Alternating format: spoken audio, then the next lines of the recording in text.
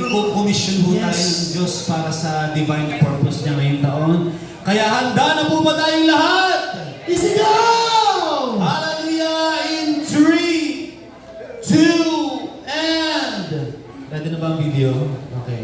3, 2... Akin dito kay Alexis, para kita mo. Okay. 3, 2, and 1, go!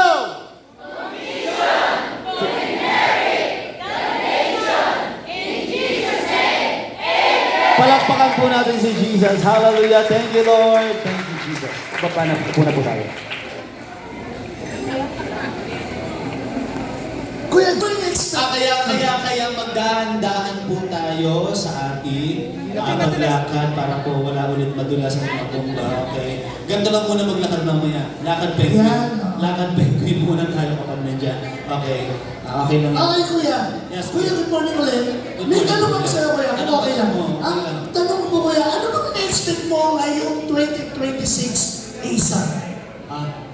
Taga Maynila, ASAM. Asam lang nasabi. ASAP? Okay, sa ASAM natin ngayong 2026, syempre na-expect ko pag-commission talaga. Hindi lang basta commissioning, kundi yung personal encounter na i-ready ka talaga ng Diyos sa isang divine work ng Holy Spirit ngayong taong ito. Wow. Naniniwala ko kasi, Kuya JP, 2026, ang huling number ay 6. Yeah. And we all know that number 6 in the Bible is the number of man. On the 6th day, ginawa ang tao. Yun. Kaya naniniwala ako sa 2026, ididil natin talaga ang flesh. Yun. Ibig sabihin, papahinahin talaga natin ang gawa ng laman para talagang tayo ay makagawa sa espiritu at katotohanan. Palakpakan natin si Jesus. 2026, no flesh. No flesh. Can prevail. May kita mo, naglulutangan na lang sila. Iyan na. Kasi wala na. Mali. Ano ba yun? Ano? What? Ikaw, Kuya, anong ina-expect mo naman sa 2026? Ako siguro Asap yung natin. yung ina-expect ko yung divine alignment. Wow. Kasi God will realign us, not only for our mission and vision, Okay. but realigning our hearts and spirit to see the greatness of God in terms of. May mga tao po kasi ngayon na leaders na ng church, pero ang kanilang flesh, ang lagi pa rin nilang pinapanguna. Paano ba kung example lang gumagana ang flesh? Gumagana ang flesh. Oo. Abay, Sa simbahan. Sa simbahan, Okay. leader ka na. Okay. Napagsabihan kita, Oo. ay nagtampo pa rin. Sabihin mo sa katabi mo, huwag kang gayo. Huwag kang gaya. Tayong gayo. Sabihin mo sa katabi mo, huwag ka namang tampuhin ngayong taon. Hindi nagtampo yan. Ay, may paano tayo? Sa akin, ako yung nasasalita.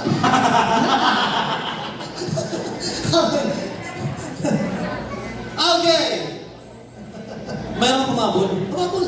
Oo. Ano? Mga taga City of God, Balaya. Ay, andyan na ang mga taga-balaya. Asa na? Taas ang kamay ang mga Sa pamumuno ng taga-balaya. ating Pastora Marivic. Okay. Kayo po ang taga-Balayan. Okay. Balaya! Okay. Ayun na. Ayan na, ayan na. Isa, Ayun! dalawa, 10. Ayan. Yay! 1, 2, 3, go!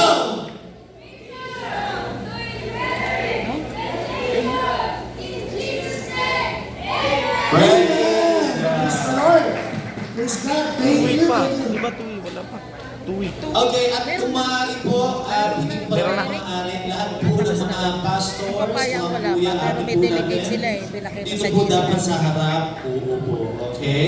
Pag kami nakita ang mga kuya ate na nasa likod, anong gagawin natin? Mag-split ka, kuya. Hindi, papahatak na lang po natin. Pamahata. Ayan, Pastora Marivic, yan, dito po sa harap po tayo. Ayan, ang mga pastora po natin dyan, Pastora Lorna, ayan. Pastora Lorna. Mga ate po namin, ayan, sa harap daw po kayo, ayan, para po maganda.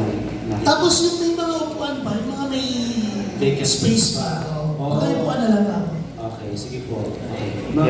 Wala naman masyadong vacancies. Okay. Thank you, Lord. Thank you, Jesus.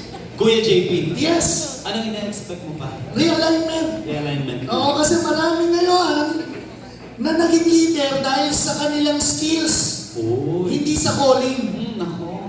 Skills versus calling. Opo. Yun yung flesh. Yun yung flesh. Working in the church. Oo, pero Totoo yung wala- church on the rock eh. Opo. Di ba yung gumagana pa rin yung Flesh. and Oo. blood. Ano ba example ng flesh Siguro sa simbahan? mas maganda yung personal na lang. Hindi na nagdi-devotion. Pero may pero yun. Tumatayo. Hindi na tumatayo. Umuupo. Ang lakas pa mag-lead. Oy! Oh. Sino yan? Oo. Wala din sa City of God, wala. Walang ganyan. Oo. Walang- Sinasabi ko lang yung example. Ayan. Para makita natin na tayo ay dapat align for us to be commissioned inheriting the nation. Eh, We cannot inherit the nation kung you yourself ay hindi talaga handa. ayun. Ito pa. Sige, kuya.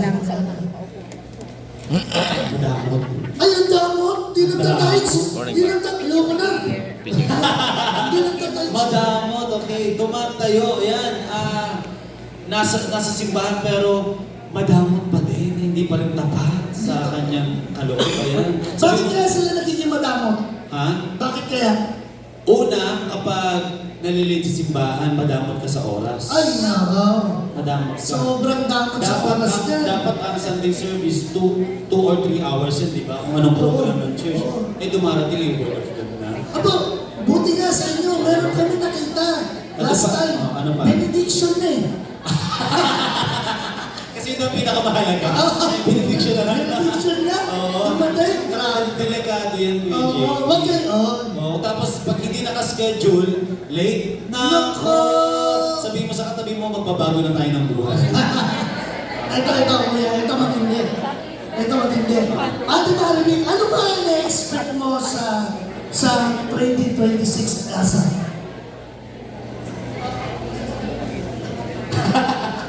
Anong ina-expect niyo daw po? Ang ina-expect niya si Kuya July. Sorry. Okay po, ina-expect ko po na more of Jesus, yung filled ng Holy Spirit na makakapag-inherit. Nakakapag-inherit more of Jesus in their lives. Amen. Isa pa doon, Kuya. Isa pa dito, hindi ko na pipiliin. Last na lang daw po, kuya. Ano pong ina-expect ninyo ngayong 2026?